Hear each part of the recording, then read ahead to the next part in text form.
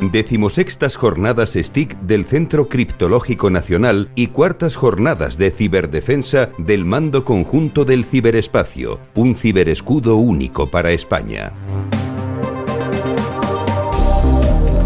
Si algo define las estrategias de ciberseguridad hoy para instituciones, para empresas, es la proactividad para evitarlas. Es un proceso más que un suceso.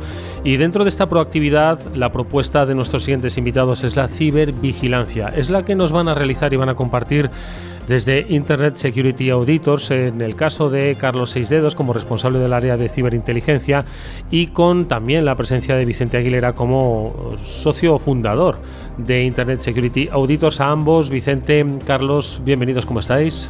Buenas tardes. Buenas tardes. Oye, vamos a situar a quien nos está escuchando la cibervigilancia como elemento de proactividad, ¿no? Y es que creo que hay, como se habla de muchas fases, ¿no? Cuando se produce el incidente, hay que adelantarse a él, utilizar la ciberinteligencia, hay que también adelantarse, ¿no?, a estos incidentes, saber gestionarlos, saber recuperarse de los mismos, ¿no? ¿Dónde situamos la cibervigilancia? Entiendo que en esos procesos previos, ¿no? Correcto, sí, es un paso previo, porque como bien apuntabas, ¿no?, ya no es suficiente con ser reactivos, ¿no? Tenemos que adelantarnos, no es suficiente con saber detectar un ataque y reaccionar a él, sino que tenemos que, precisamente, antes de que se produzca el ataque, ya estar preparados, saber qué actores pueden estar involucrados, cuál va a ser su objetivo, qué motivación tienen, y por lo tanto estar protegidos y no solo eso, sino ver qué ocurre en nuestro entorno, en nuestro contexto, ¿no? Si a nuestro vecino le ocurre algo dentro de nuestro sector,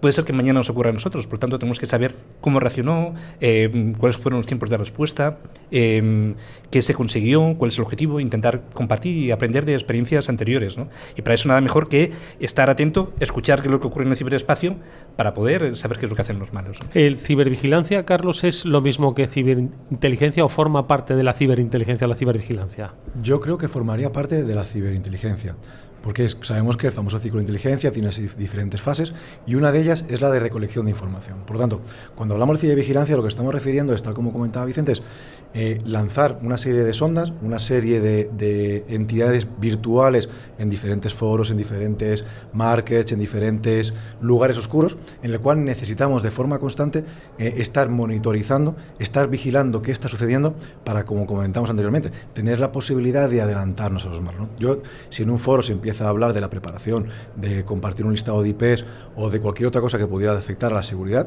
en este caso de una organización o de un Estado, necesito, mediante esas labores de ciberpatrullaje, de cibervigilancia, ser capaz de detectar esos primeros indicios para poner en marcha toda la maquinaria, y de ahí un poco la cibervigilancia proactiva, ¿no?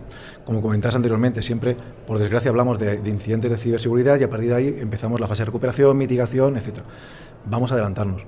No siempre se vamos a poder conseguir, pero vamos a poner todos los elementos posibles para poder tener esos elementos mínimos que nos permitan hacer esa recopilación de información que nos permitan, pues, intentar adelantarnos a los malos. Yo creo que entonces en ese proceso de cibervigilancia hay que realizar, corregidme obviamente, ¿no?, si me equivoco, dos pasos fundamentales. Bueno, decía Carlos, ¿no?, la recopilación de la información, ¿no? Pero como dicen los expertos en datos, dice, tú puedes recopilar todos los datos que quieras, que si no los dotas de inteligencia o no los sabes interpretar, no te van a servir de nada, ¿no? Entonces yo creo que la primera fase es saber interpretar esos datos que has recopilado, y la segunda, trazar una estrategia preventiva, ¿no?, un poco proactiva para evitar que te suceda, ¿no? Sí, de hecho, los datos son vitales, ¿no?, porque es la base, ¿no?, de esa inteligencia, ¿no? Pero a esos datos hay que darle un contexto, hay que contextualizarlos, hay que darle un significado, hay que agruparlos, hay que interpretarlos. Y ahí es donde entra pues la labor humana, ¿no? Necesitamos disponer de herramientas que realicen esa tarea, pues, de adquisición de información, e incluso pues tenemos que crear nuevas herramientas propias para llegar a esos sitios donde no son tan comunes, tan habituales, pero que también necesitamos en determinadas ocasiones. Y, por supuesto, una vez recopilada esa información, tenemos que ponerla en contexto, como decía, y interpretarla, ese valor humano, saber unir los puntos, ¿no? Saber cuáles son esas relaciones, saber interpretar, ¿no? Y ahí es donde forma parte de ese ciclo de inteligencia. Hablamos antes, ¿no?, esa fase primero, pues de dirección, de conocer cuáles son los objetivos que plantea ese decisor, identificar y adquirir los datos a través de esas fuentes de información, En el caso de OSINT estaríamos hablando de fuentes abiertas, y una vez recopilada toda esa información, muchas veces además tenemos que incluir un proceso adicional que es el de homogeneizar, ¿no? Porque tendremos datos que pueden ser texto, tenemos audio, tenemos vídeo, además texto con diferentes formatos, ¿no? Entonces tenemos que homogeneizar todo eso, tratarlo y a partir de ahí luego pues, interpretarlo y saber generar inteligencia, que es ese producto final que es lo que deseamos, ¿no? Darle esa respuesta que necesita ese decisor a las cuestiones que se nos habían planteado. Y si me permitís, también un elemento que también es muy necesario, no se trata de poner sondas a lo loco, se trata de que hemos hablado de psicointeligencia, tenemos la primera fase que es la fase de dirección. En este caso lo que tenemos que tener claro es qué voy a investigar, qué necesito monitorizar, ¿por qué? Porque igual necesito operaciones quirúrgicas muy específicas y necesito generar pues mi virtual lumen específico para poder entrar en un grupo terrorista, en un grupo de cibercrimen, que una herramienta tradicional de monitorización aleatoria y de mi sonda tradicional no voy a tener acceso, porque pues son grupos cerrados, son grupos que voy a hacer por invitación, voy a tener que escalar. Por tanto, la ciberpatrullaje como tal, o cibervigilancia como tal, si no añadimos esa labor quirúrgica específica en algunos ámbitos para conseguir una mayor penetración y esa inteligencia y contexto, no sirvirán de nada. Además, cada vez necesitamos explotar mejor las fuentes de información, ¿no? Ya no solo es necesario, no es suficiente recopilar pues, el texto, el audio, el vídeo, sino que tenemos que saber qué es lo que se está generando, qué se está diciendo en ese vídeo, qué está apareciendo, qué imagen, qué personas aparecen, incluso pues, en multidioma o con cualquier análisis de cualquier medio que pueda surgir, ¿no? Os iba a preguntar precisamente por eso, por cómo evolucionan pues esos agentes de la ciberdelincuencia o del ciberterrorismo, porque al final esta cibervigilancia se utiliza para ambos escenarios, ¿no? Los geoestratégicos y los económicos. ¿Cómo han evolucionado en los últimos tiempos? ¿Qué grado de amenazas tienen ahora mismo estos dos grupos, los ciberdelincuentes y los ciberterroristas? Pues la verdad que actualmente, como estamos sufriendo por tema de la hiperconectividad, bueno, los grupos criminales han sufrido un gran aumento en su actividad. Lo estamos sufriendo día a día, ya no únicamente a nivel de España, sino a nivel mundial. Sí que es cierto que a nivel de ciberterrorismo, como mínimo, los ciberterroristas que se dedican a temas de captación y proselitismo sí que están viéndose mermadas sus capacidades. Ya no tienen aquellas capacidades que tenían hace unos años a la hora de reclutar y de generar contenidos suficientemente atractivos para atraer a nuevos adeptos, pero en cambio en el cibercrimen sí que vemos como con la utilización de herramientas, cada vez muchas son gratuitas, que pueden conseguir videotutoriales en YouTube, que fácilmente cualquier persona se puede dedicar al cibercrimen, ¿no? Con un mínimo coste, y teniendo presente también el hecho de que, bueno, pues yo soy un cibercriminal, me dedico a mi especialización, phishing o la que sea, y bueno, yo pertenezco al crimen tradicional, tráfico de drogas, tráfico de seres humanos, cualquier otro ámbito, y ¿por qué no diversificar mi fuente de ingresos, ¿no? Bueno, pues el criminal service, ¿no? Pues bueno, alquilo un determinado grupo criminal para que me haga una campaña específica para aquí, para allá o por cualquier otro labor. Por lo tanto, el cibercrimen está mucho más en aumento, para mí es más peligroso ahora mismo que el ciberterrorismo. Entiendo que la cibervigilancia la deben adoptar, obviamente, ¿no? Los gobiernos, las instituciones públicas, pero también las empresas que jamás pensarían que tuviesen que utilizar la cibervigilancia basada en la ciberinteligencia para defenderse de los ataques. Pensaban que era más preventivo y ahora tienen que adelantarse a ellos, ¿no? Totalmente. Y sobre todo, lo más importante también es que las empresas están dando cuenta que necesitan unidades de ciberinteligencia. Si hubiéramos hablado de ese tema hace 4 años, seguramente la ciberinteligencia era algo que la gente, bueno, no le daba el valor que tenía. Todo el mundo era ciberseguridad y, bueno, la cuestión siempre de respuesta de incidentes, lo más ágil posible. Pero ahora se han dado cuenta de que tenemos esas capacidades, tenemos herramientas, cada vez hay más personas que tienen capacidades analíticas para poder dar ese plus que comentabas tú, ¿no? No se trata de recopilar datos, porque recopilar datos al final compras hierros que empiezan a recopilar millones de inputs de información, y son millones de inputs, sí, nos van a hacer un dashboard muy bonito, pero bueno, eso quién lo interpreta. Porque encima encontramos con otro hándicap, que resulta que tengo demasiados inputs de información, tengo muchos falsos positivos. ¿Qué hago?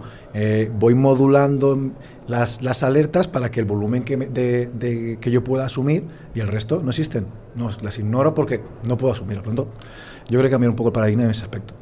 Una última cuestión, nos pregunto, Vicente, ¿cuál es la propuesta que hacéis desde Internet Security Auditors? Bueno, hacemos una propuesta variada y diversificada, ¿no? Tenemos un equipo multidisciplinar. Nosotros comenzamos en el año 2001 dedicándonos únicamente a temas de hacking, todo lo que era el tema de pentesting, de auditorías de código, auditorías de cualquier tipo de dispositivo, hardware, software. Y fuimos evolucionando con diferentes servicios, ¿no? Añadimos después servicios del ámbito más de consultoría, de compliance, ¿no? Fuimos pioneros en temas, por ejemplo, de cumplimiento de normas de PCI, el Esquema Nacional de Seguridad, diferentes estándares, y hace unos años vimos esa necesidad, ¿no? Como decía Carlos, ya no es suficiente, y las empresas se dan cuenta que ya no es suficiente disponer de un área de ciberseguridad, ¿no? Tenemos que aportar algo más, y eso es lo que aporta, el valor que aporta la ciberinteligencia, ¿no? Ahí hace unos años creamos la unidad de ciberinteligencia, y desde ahí lo que ofrecemos es ese servicio, de que además actuamos de forma conjunta, ¿no? Tanto la parte del área de hacking con ciberinteligencia, porque hay muchos aspectos que son comunes, ¿no? E incluso, por ejemplo, en las fases iniciales de un pentest, de esa fase de reconocimiento, de conocimiento del objetivo, entra esa adquisición de información y conocimiento que aporta la inteligencia, ¿no? Y desde ahí hacemos, pues, servicios muy variados y muy diversos, ¿no? Desde temas de fraudes, de investigaciones, de monitorización, por ejemplo, hemos hecho, pues, grandes procesos, por ejemplo, de monitorización, en el caso de España, por ejemplo, en las últimas elecciones generales, ¿no? La cumbre climática, donde se requiere ese ciberpatrullaje, ¿no? Y esa proactividad de conocer qué es lo que está sucediendo ahí, porque de alguna manera va a impactar en nosotros y en nuestro entorno, ¿no? Y tenemos que conocerlo muy bien a los malos, para poder saber cómo pueden actuar y cómo pueden hacernos daño. Porque, última cuestión, Carlos, ese escenario en el que los malos se van a desenvolver, ¿cuál es? ¿Cómo va a evolucionar esto? A ver, es compleja la pregunta. Por un lado, pensamos que sabemos que los malos cada vez tienen mayores habilidades, cada vez nosotros tenemos una mayor hiperconectividad, cada vez compramos más cacharros, más... igual que hace unos años tendíamos siempre a tener toda nuestra organización, ahora queremos todo en la nube, cada vez tenemos... Y eso está provocando, bueno, pues que los malos tengan un mayor vector en el cual pueden atacar. De ahí que gracias también a eventos como este, lo que generamos son sinergias entre diferentes actores, públicos, privados, y que permiten, bueno, crear proyectos muy interesantes de cara para ese escudo, ¿no? Como comenta un poco el título de las ponencias, ¿no? Un escudo en el cual entre el ámbito privado y el ámbito público podamos ayudar a tener una ciberseguridad más activa y proactiva. Es que tú lo has dicho, ese ciberescudo único es hacia donde converge la necesidad de proteger un país conectado, interconectado entre la administración pública, las empresas, con otros países. Yo creo que es el escenario descrito perfectamente por nuestros dos invitados hoy, por Vicente Aguilera, socio fundador de Internet Security Auditors, y por Carlos Sisdedos, que es su responsable del área de ciberinteligencia. Gracias a ambos, mucha suerte y hasta muy pronto. Muchas gracias. Adiós.